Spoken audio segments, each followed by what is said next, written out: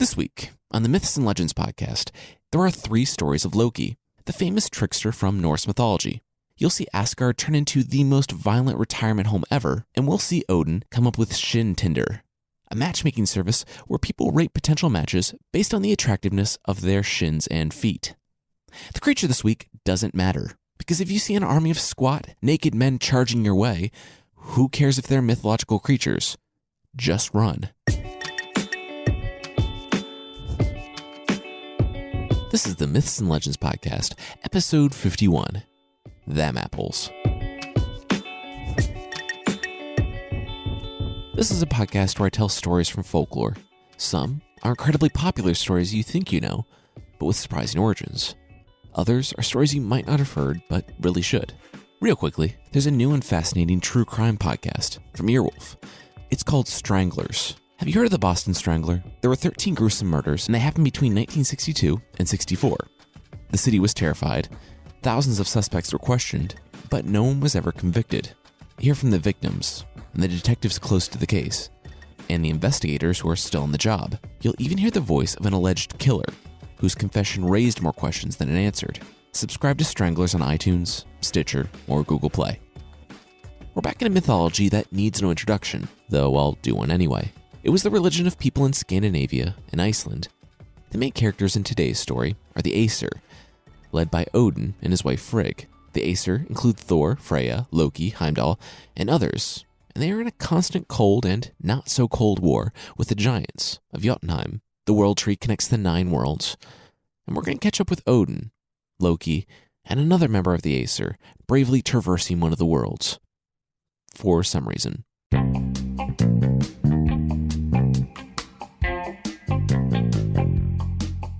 Odin, Loki, and Heinir, another member of the Aesir who doesn't have a consistent backstory, were far, far from home and lost.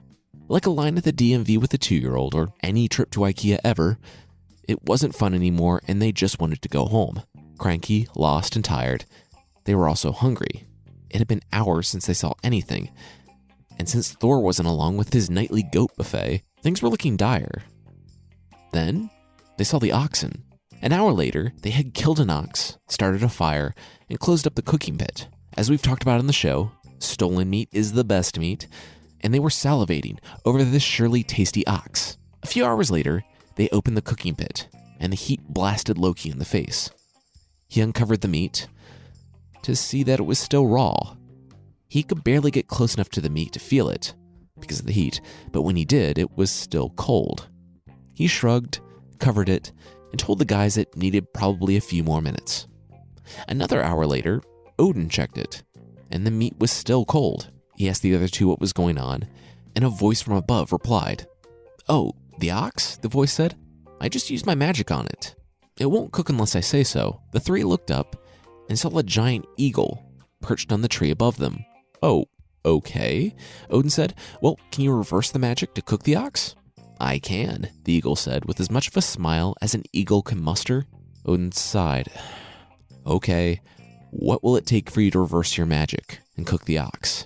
The eagle said that he was glad Odin asked. He just wanted his share of the meal. The 3 agreed, and in an instant they smelled the super lean, mildly gamey ox meat. It was ready for them to eat. The eagle, who was totally just a normal talking eagle and not a supernatural creature, had cooked it in an instant. The eagle swooped down and, in minutes, had his fill of the best cuts of the meat. There was a lot left on the ox, but it was tough and really not great. Still, they hadn't stipulated that the eagle could not take the best of it, so what was done was done. Still, Loki took issue with this. No one tricks a trickster. He raised this grievance with a stick to the back of the eagle's head, except that it never connected. It was a giant magical talking eagle. Before Loki realized it, the eagle was in the air in front of him. Even though he lost all of his sneak attack bonuses, he decided to keep attacking. He only got 2 swipes in before the eagle grabbed the stick with his talons and flew. Loki thought the eagle was trying to wrench his weapon away from him, and so he held on. This was a mistake. The giant magical talking eagle, being a giant magical talking eagle, lifted Loki bodily from the ground. In a few moments, and before Loki thought to let go, they were in the clouds, with Loki dangling precariously from the stick. He immediately regretted attacking the eagle. he would come to regret it a lot more. The eagle flew to the mountains and dipped Loki down, scraping him against sharp rocks, thorns, and tree branches. Eventually, the eagle introduced himself as the shape-shifting giant named Thiazi, and said, politely, that he had a small favor to ask of Loki. First, no more hitting him with a stick. That's rude. Second, he would really appreciate it if Loki brought him someone from Loki's home, Asgard. The woman's name was Eden, and she had magic apples. Loki hesitated, and the eagle continued.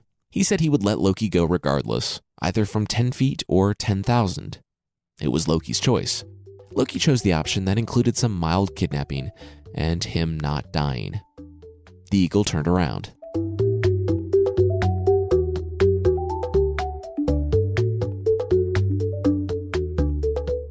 We should talk super quickly about Eden and her apples of youth, which, yeah, that's exactly what it sounds like. Now, a couple points. She's a goddess and a member of the Aesir, but her name and apples predate Christianity's arrival in Scandinavia, so it really has no relation to the Garden of Eden and those apples. Also, apples, too, arrived with Christianization, so in the original Norse, they were just fruit or nuts. That being said, they're incorrectly called apples in many stories and depicted as such in art. So I'm just going to keep them as apples. Also, the episode title makes a lot more sense that way. Anyway, her produce was a great source of fiber, vitamin C, and immortality. Anyone who ate her apples would have their youth returned to them. I'm not so sure about invulnerability, but I think it's more like where elves from The Lord of the Rings can live forever but still die in battle or from a broken heart. Regardless, she was someone the Aesir definitely wanted to keep around, and Loki had just promised to lead her off to be the captive of a dangerous, yet curiously polite giant talking eagle. Minutes later, the eagle dropped Loki off back with Odin and Heinir, literally, and he flew away. Odin, licking the last of the grease from his hands, looked at Loki as Loki painfully rose to his feet and picked twigs from his hair. Odin was awkward, and he told Loki that people being swept up by eagles happens way too frequently. Odin and Heinir had to move on with their lives. Loki narrowed his eyes. And by that you mean... We ate the rest of the ox, Odin said, with an awkward, vaguely apologetic smile. All right, let's get back on the road. We don't know why they were out together, and it said that nothing of any consequence happened to them for the rest of their journey. Back in Asgard, Eden walked around with her basket of apples, handing them out to the Aesir. Loki took one bite, and, while still in earshot, just muttered a, Eden turned to him. Oh, I'm sorry. Are my free apples that give you immortality not good enough? Loki shrugged. He said, they're okay. Not as good as these apples I found when I was out with Odin, which also might give immortality. But, whatever. She sneered at him. She really liked having the market cornered on produce that gave immortality. This threatened to upset the figurative and literal apple cart. She asked Loki to take her to this tree so that she could see if this fruit really was better than hers, / maybe burn the tree down. Loki agreed, but told her to bring her apples for comparison. A few days later, the pair was standing by the bones of the ox in the cooking pit. Eden had her sack of apples slung over her back, and she saw a gnarled and warped tree next to her, but nothing else for miles and miles, until the mountain range in the distance. She asked Loki where the tree was, and he said, "Oh, sorry, no, there's no tree. Your apples are the best. Also, I may have made a deal with a talking bird who's actually a giant in disguise. See that speck in the sky? He's coming to kidnap you. Once again, so sorry. You can run, but there's nothing for miles. He's going to get you." Eden's eyes widened. She cursed Loki, and she ran in the opposite direction. She made it farther than Loki thought she would before Thiazi swooped down from the sky and grabbed her. She fought, but soon his talons wrapped around one of her arms and the bag of apples, and he carried her away. Loki waved, but the giant pretended not to see him, which Loki thought was rude considering the bag of free immortality apples, but whatever. He started the long walk back to Asgard.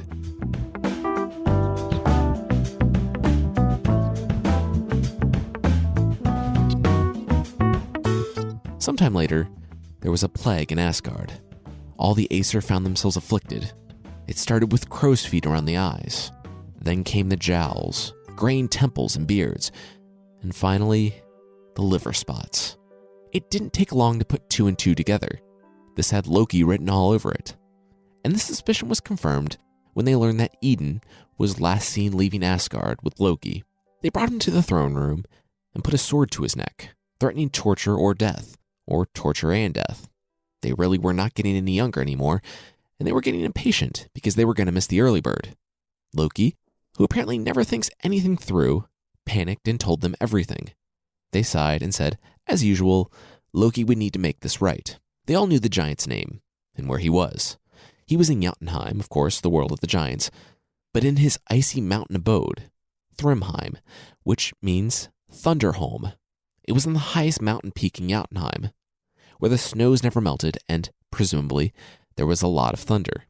Sidebar, I really tried to work in a Thunderdome reference, but I just couldn't make it happen. As he did in the episode with Thor's wedding, Loki borrowed Freya's cloak of falcon feathers, which in that episode only gave him the ability to fly. But in this one, he turned into a giant falcon.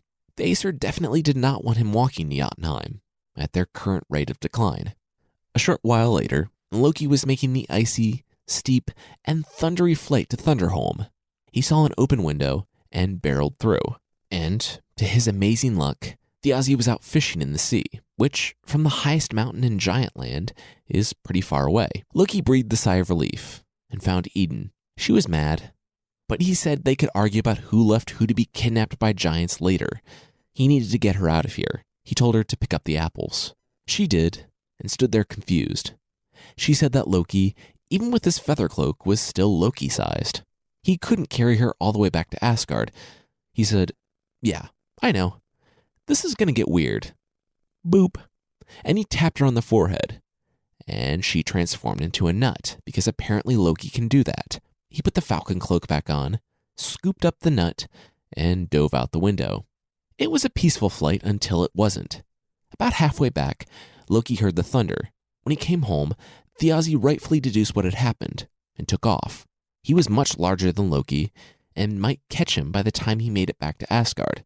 Loki beat his wings faster. He looked round, and he knew there was no turning back.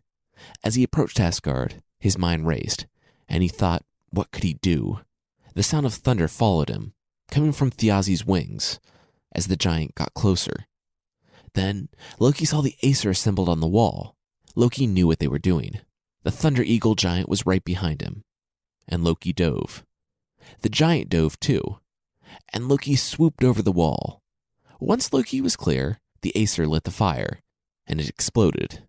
A few red shirt Aesir were consumed, but the giant was hit as well. Still carried by the momentum, he tumbled along the wall, a smoldering pile of feathers, until Old Man Thor walked up to him and said, "Oh, you're on fire. Let me put you out with my hammer." To Thor's credit, he did actually put out the fire too. Loki turned Eden back from a nut, and the Aesir tore into her apples. Loki was glad everything worked out, with only a couple kidnappings and a flaming corpse on the walls of the fortress. All's well that ends well.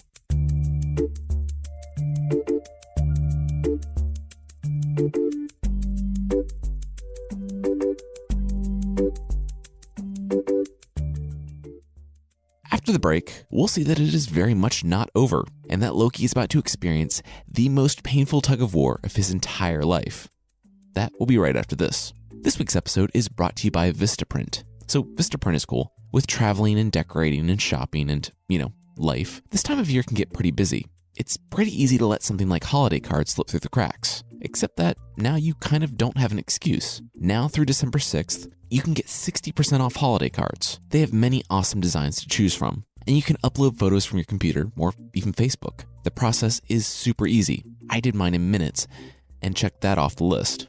All quantities, styles, and stocks are 60% off. I really liked how quick and easy it was to order cards on Vistaprint, but if you're thinking about it, do not wait, because this offer expires December 6th, 2016.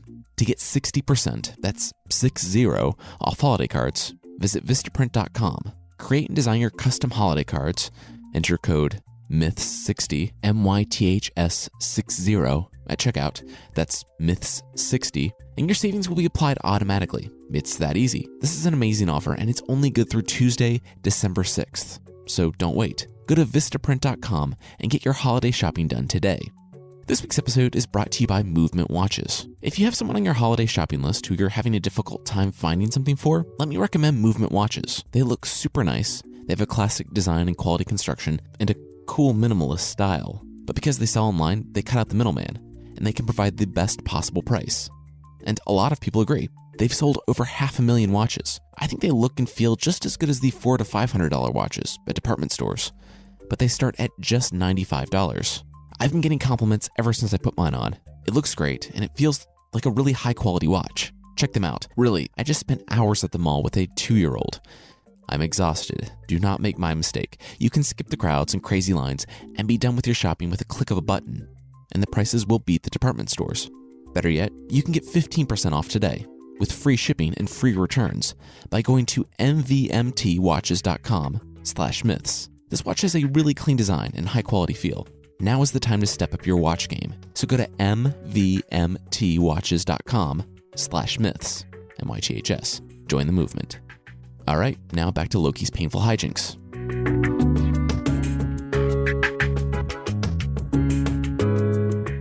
A week later, a fully armed giantess named Skadi showed up at the gates of Asgard, demanding vengeance for her father, Thiazi.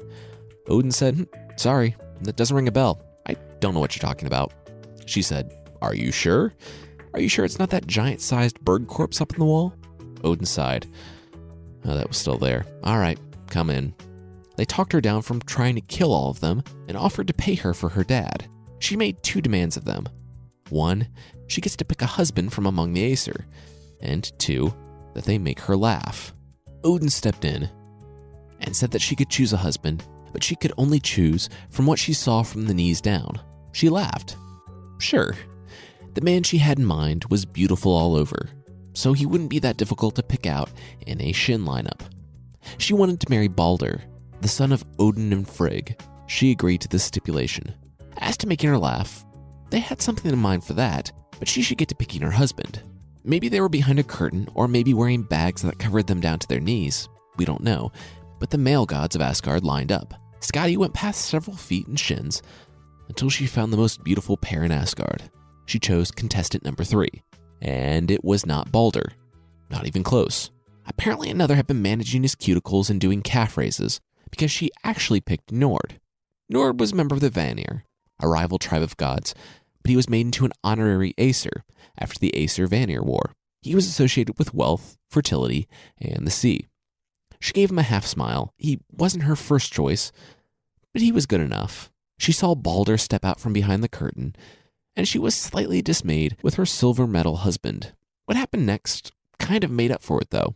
The Aesir, who were still quite angry with Loki for being old for a week, dragged him out alongside a goat. They had a rope and they tied one end around a goat's beard. They explained to Skadi that Loki was ultimately responsible for her father being in Asgard in the first place. They then handed Loki the other end of the rope, and Odin told him that he would be having a tug of war with the goat. Loki gave the rope a sharp tug, the goat yelped and ran to him. "Done," he said. "It's easy when tied to the goat's beard."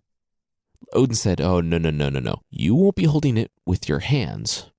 Loki didn't know what they meant, but he recoiled in horror when they told him to take off his pants. He would be tying the rope to his testicles. Another super highbrow week here on the Myths and Legends podcast. Loki reluctantly finished tying the rope, and as soon as he did, Thor slapped the goat on the rear. The tug of war was on. The goat was shrieking, Loki was shrieking, and, loudest of all, Skadi was laughing. Finally, Loki gave up and stopped pulling, but could only awkwardly run behind the goat before catching him. He took the beast to Skadi.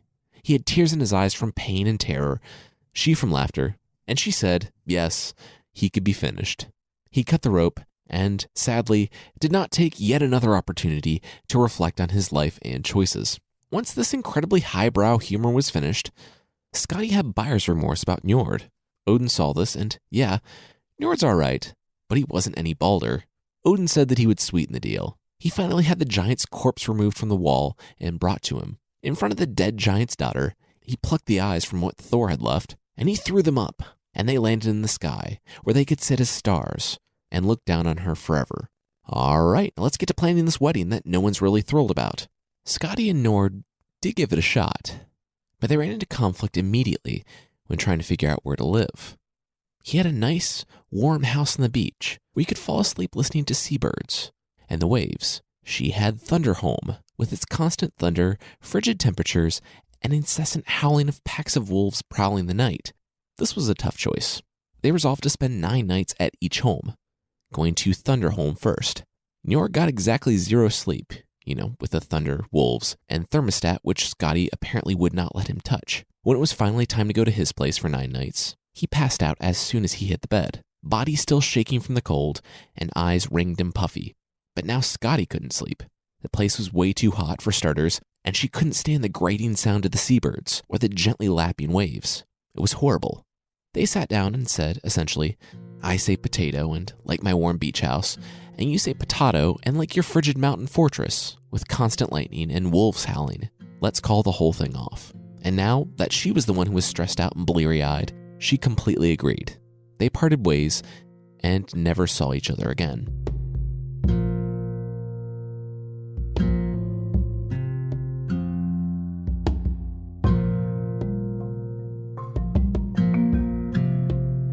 I really like how human the Aesir are. They seem to only be gods because the story says so, and because they can magically turn each other into nuts. They have human tendencies and foibles, but more so than just the vengeful and predatory Greek pantheon. They are powerful, but they still need to make deals to survive. And they, mostly, seem to honor those agreements. I mean, when the agreements don't end with Loki being chased by a horse into a forest. And we should talk about Loki. It's difficult to understand his motivations. Self-preservation is definitely one of them, and sometimes he lashes out for no reason other than that he was angry. Still, other times, he's a prototypical trickster who just wants to watch the world burn.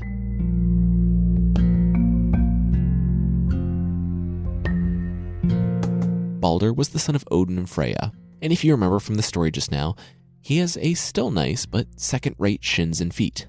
Odin, in a previous episode, gave up his eye for limited prescience, and he began having bad dreams about the son that he loved so much. He went down to the underworld to seek further answers from a dead Cirrus, and whether you're crashing a wedding with murderous intentions, giving a dragon slayer a pep talk, or going to the underworld to see why you're having dreams of your son's demise, it's good to go in disguise. He got there and was surprised.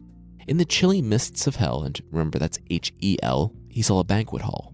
He found the Cirrus asleep and woke her and struck up a conversation. He was still in disguise and asked who the banquet was for. The Cirrus replied, "Oh, you haven't heard? It's for Balder, Odin's son. He'll be here soon." She began telling him everything about how Balder would meet an unexpected and violent end. It would come from someone he knew, maybe even trusted, though really shouldn't. It would come from, wait, the Cirrus asked, why do you want to know so much about Odin's son? And why are you crying? And why do you only have one eye and act like an Odinic wanderer? Wait a second, are you Odin? Odin said, no, of course not. I'm nowhere near as good-looking, muscular, or popular as the super cool Odin. But really, you were just getting to the part where you told me how Balder dies. Not that he's my son or anything. The Cirrus said that she wasn't really comfortable with how this was going, and refused to say another word. Odin couldn't get her to talk. Finally, he went back to Asgard in deep despair. Frigg, his wife, would not have it, though. She wouldn't kowtow to fate, like Odin, and she had a solution. She went on a tireless journey all around the world. She, the chief among the female Aesir, demanded a promise from every item in the world that it would never harm her son, Balder. It took an enormous amount of time, but she refused to rest until everything on Earth had made the pledge. Then, as she was resting at home after a long journey, she remembered something that she forgot. Mistletoe. She lay back, it didn't matter. Mistletoe was a tiny, young plant. It was so weak and innocent that it couldn't hurt Balder even if it wanted to. She laid back and rested. Her son was safe. She told him this, and I don't quite know how the game started, but they did. Really confident in the solution, they decided to not use it as an insurance policy, but as a way to pass boring afternoons. They would gather together and fling all manner of dangerous weapons at Balder, but nothing could hurt him, his perfect face or his second-rate feet. Loki, deciding to test limits with some attempted deicide, came to Frigg in disguise, struck up a conversation, and asked, did she really get everything to swear to not hurt her son? Watching Thor wail on her son to no avail, she was convinced in his immortality. She said, of course, well, everything besides mistletoe, but that hardly counts, right? So young. Hey, what did you say your name was? She looked over, but Loki, in disguise, was gone. Over the next few days, Loki crafted a spear from mistletoe. Then, staying in the shadows, on an afternoon where they were once again hurling deadly weapons at the Allfather's son, he approached one man named Hodor. And no, not that Hodor. Hodor was blind, and his name was a little on the nose because it meant Slayer. Loki asked him if he felt left out, unable to safely fling deadly weapons at Balder. He said, yeah, it was a bummer, but what could he do? Loki said that he would be glad to help. He had this spear, and if Hodor simply stood, he would point the blind man in the right direction, and all he had to do was fling the spear. Then he could join in on the fun of testing out the young man's gift. Hodor happily agreed. Standing behind Hodor, the blind man said that he didn't catch the helper's name. Loki said, oh, I know. All right, throw on 3. 1, 2, 3. We've talked about what happened next. Balder collapsed in a pile of his own blood, impaled by the one thing that could hurt him. Loki waited long enough to see the spear go through the young man, but was gone by the time the rest of the Aesir looked back at Hodor, who was asking, Did it hit? Everyone was shocked by Balder's death, but no one could really take vengeance, since the place was the sanctuary. In response, though, Odin would get together with a giantess and have a child named Vali, who would grow to adulthood in one day and avenge Balder by killing Hodor. As we talked about in the 6th episode of the podcast, Balder had a funeral that included his body burning on a ship and Thor punting a dwarf into the fire just because. Also, this will have more significance now if you've listened to the Trickster episode, but Odin placed his ring that makes more rings on the ship. Someone who actually studies this stuff at Cambridge reached out to me after the Trickster episode. I was off with my reading of the Gift of the Rings. In pagan Scandinavian society, kings and chieftains gave out gifts to their retainers, and a good ruler would hand out precious arm rings to their warriors in thanks for their services. It wasn't just an expensive gift, but it recognized Odin as the paramount ruler.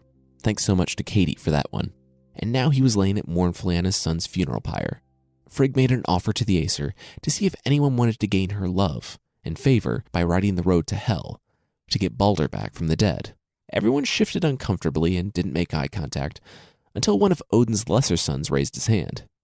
Odin gave him Sleipnir, Loki's 8-legged horse son because that happened, and Odin's son rode through 9 days' worth of valleys before reaching Hel. Long story short, Hel agreed to let Balder back to the land of the living, but only if he was as well loved as everyone said. Everything living and once living on the earth had to weep for Balder.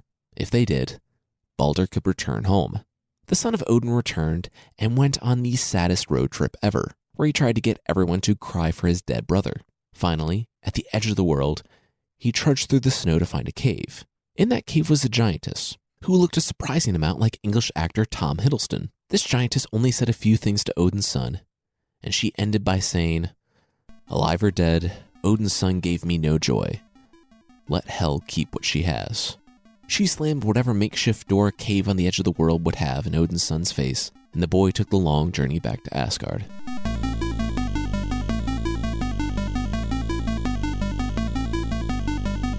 You could see the rage burning in Odin's eye. Loki had done some horrible things, but they usually took care of themselves or ended in a net gain for the Aesir. He had finally gone too far. Balder would remain dead, and it was all Loki's fault. Worse, Odin knew that this was the first step towards Ragnarok, the end of all things. They eventually caught up with Loki. He was a salmon, hiding in a river, when Thor caught him. The Aesir threw him to the ground and demanded he turn back. Soaking wet, he smiled his, "Who, me?" smile, but he only met the angry faces of the Aesir warriors. He was dragged to a cave. They refused to listen to him when he tried to talk his way out of it, like he always did. And then he heard the sounds of struggling. Loki had sons with his wife, in addition to his other monstrous children, Hel, the Midgard serpent, and Sleipnir. His 2 sons with his wife were dragged into the cave and thrown to the ground. Odin calmly walked in. He wouldn't talk with Loki. He wouldn't bargain. Loki had gone too far, and he had to pay.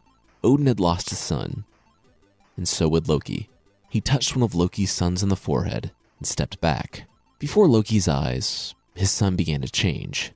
His back warped and he became stooped. His fingers curled and his face elongated. Gray hair popped out from all over his body. His teeth grew and claws popped from his hands. which turned into paws. One of Loki's sons had been turned into a feral wolf, and he was hungry. There, before the wolf, was Narfi, Loki's other son, bound and gagged. We don't know if the older brother screamed from within as he devoured the younger, but when he was finished, the Aesir let the wolf escape out of the cave and run off, never to be seen again. Loki sat in horror, but it would get so much worse. Odin went to Narfi's body and pulled out the entrails until he had enough. Loki was held down and bound with his son's entrails. When they were certain the entrails would hold, Odin touched them, and they became iron. If you think being bound by your son's body parts and abandoned in a cave is bad, then I have vastly undersold Odin's anger. A poisonous snake was placed on the rocks above Loki and made to forever hold its mouth open. Loki saw the poison drip, forming on the snake's fang. It grew and grew until it dropped on his face. It burned, and Loki could feel the poison being absorbed through his skin and coursed through his body. He writhed in agony. Soon it passed, but just as it did, another drop fell. Odin watched Loki writhe in pain, and he was still heartbroken, despite his revenge. As we talked about, the reason he was so distraught about Balder was not only because Balder was his beloved son, but because of what he had seen when he gave up his eye and gained knowledge of the future. Balder's death would start a chain of events that led them to Ragnarok. And whether Odin knew it or not, this was another. Loki would be changed after this.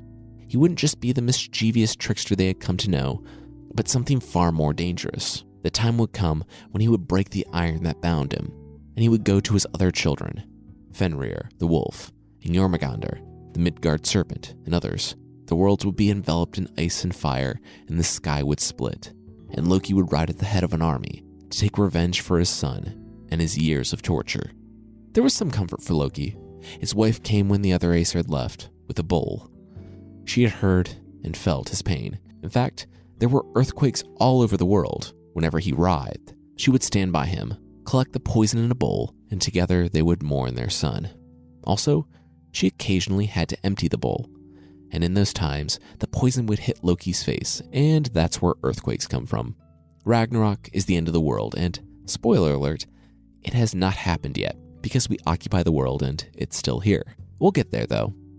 It's an excellent, beautiful story, full of destruction, monster fights, and hope for a better tomorrow.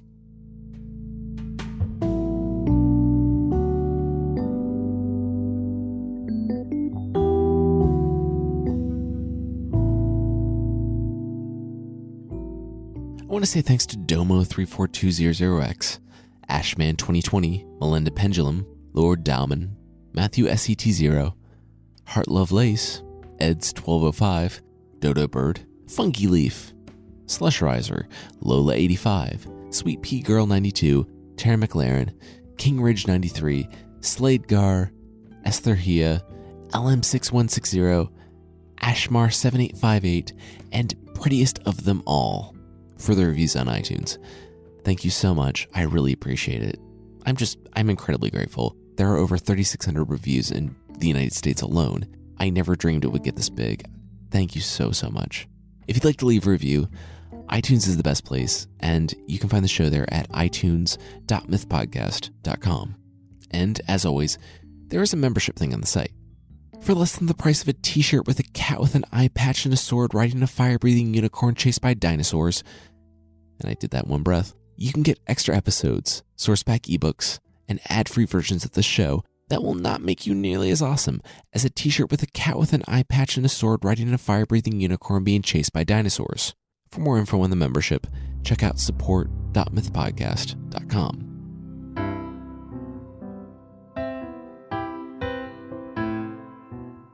The creature this week is the Sleighbeggy from the Isle of Man, which is between Great Britain and Ireland and among the British Isles. They are believed to be the shy, stocky original inhabitants of the Isle of Man. They enjoy playing nice music, the occasional hunt, and war. They live underground, but apparently hate artificial light. I read that their clothes never wear out, but then I read in another place that they just go around naked, so their clothes never wear out, probably because they just sit in a drawer the whole time.